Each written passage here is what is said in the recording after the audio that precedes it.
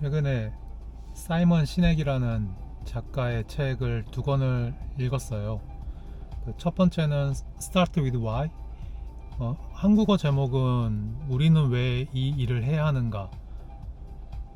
그 제목에 사실은 낚여서 지금 내가 하고 있는 일, 나 이거 왜 하는 거지?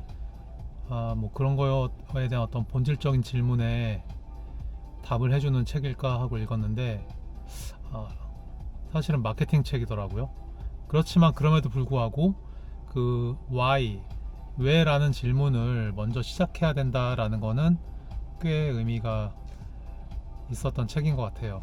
근데 이제 그 책 말고 그 다음 게 언제는 리더 it's last인가? 그러니까 리더는 마지막에 먹는다? 뭐 그런 제목이었고, 다른 제목으로 리더 디퍼런트 라는 제목이었어요. 그래서 그 책을 읽었고, 그 책은 이제 리더십에 관한 책이고, 어떻게 그 조직에서 그 리더십이 중요한가 뭐 이런 책이었고, 꽤 흥미롭게 읽었습니다. 뭐 알고 있던 내용이었더라도 다시 한번 상기하는 계기가 됐고, 뭔가 조직 관리, 리더십, 그리고 꼭 큰 조직이 아니어도 작은 조직을 좀 운영하거나 매니저 역할을 하고 있다라고 하면 한 번쯤 읽어볼 만한 책이었던 것 같아요. 근데 그 중에 사실 제가 재밌게 본 파트는 그 리더 디퍼런트라는 책이 나온 게 2014년이에요. 2014년이니까 지금 2026년, 12년 전인 거죠. 2014년이 어땠나 한번 좀 생각을 해봅시다. 스마트폰, 아이폰이 나온 지 한 6, 7년 정도 지난 것 같고, 노래는 뭐가 유행했을까? 아직도 빅뱅이 유행했던 것 같고, 잘 기억은 안 나지만 지금이랑 그래도 꽤나 달랐죠. 2014년이니까 80년대 후반생들쯤이 이제 사회 초년생이었지 않았을까? 90년대생들이 올 땐가? 정확히 기억 안 나지만 그쯤 됐을 것 같습니다. 왜냐면 거기서 이제 리더십에 관한 얘기다 보니 이제 리더들이 고민해야 될 것 중 하나가 이제 밀레니얼 세대들을 어떻게 대해야 하는가. 이 책에서 정의하는 밀레니얼 세대는 80년대생부터 90년대 초중반생까지 하는 것 같아요. 그 미국 기준이죠. 아무튼 주로 80년대생, 90년대 초반생 뭐 이런 분들이 이제 미국에서도 사회에 들어와서 성장하고 있고, 그들을 이제 매니지해야 될 리더들은 아마 세대 간의 갈등이 있었던 것 같아요. 그래서 그런 내용을 실지 않았을까 추측합니다. 이제 그 당시엔 그 책을 제가 못 읽었고, 그 책이 초판이 나온 지 12년 뒤에 이 책을 읽으니까 그때쯤 내가 한 대리 정도였던 것 같은데,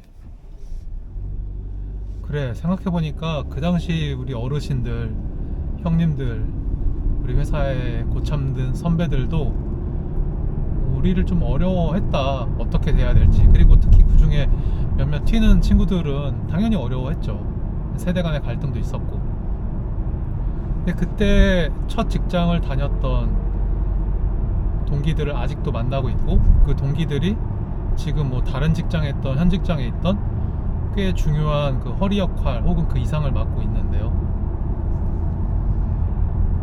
혹은 뭐 독립해서 뭐 CEO를 하고 있는 친구들도 있고. 다들 하는 말 중에 공통되는 것 중에 하나가 요새 애들 달라, 나 때랑 달라, 이 얘기를 하는 거예요. 그럴 때마다 저는 속으로 아니야, 니들도 비슷했어 이런 생각을 했는데, 이제 잊고 있었던 저의 어린 시절이었던 거죠. 우리들의 어린 시절. 근데 이 책을 보고 나니 그 시절에 우리도 우리 윗사람들한테는 꽤나 어려운 대상이었다, 난제였다, 이런 생각이 들고, 시기가 흐르면 지금의 주니어 레벨의 친구들도 커서 이제 뭐 Z세대가 온다고 하니까 Z세대는 알파세대 보고 힘들어 할 거고, 아, 다 똑같은 순환이구나 이런 생각이 들었어요. 몇 해 전에 한국에서도 이제 90년대생이 온다? 그 책이 한 3부로 이루어졌던 것 같은데, 초반 1, 2부는 뭔가 그런 세대 갈등에 대해서 이해하고 그런 것들을 환기시킬 수 있는 주제였던 것 같은데, 마지막엔 결국 마케팅으로 흐르더라고요. 이 90년대생을 이제 소비 대상으로서 바라보는, 그래서 좀 재미가 없었어요. 아무튼 중요한 건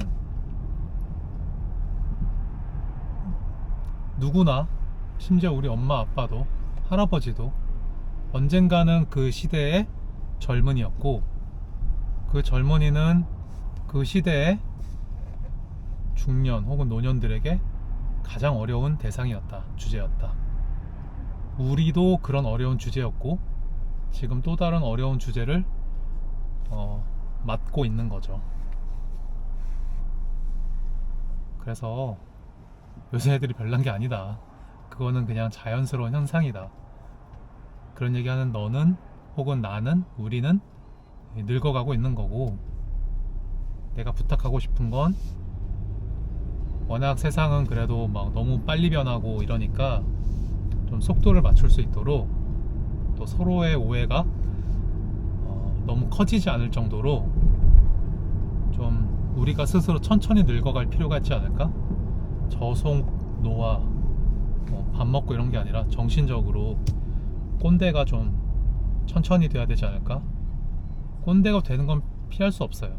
에너지가 떨어지고, 나이가 들고, 뭔가 지켜야 할 게 많아지고, 점점 보수적으로 변하고, 그건 욕할 게 아닙니다.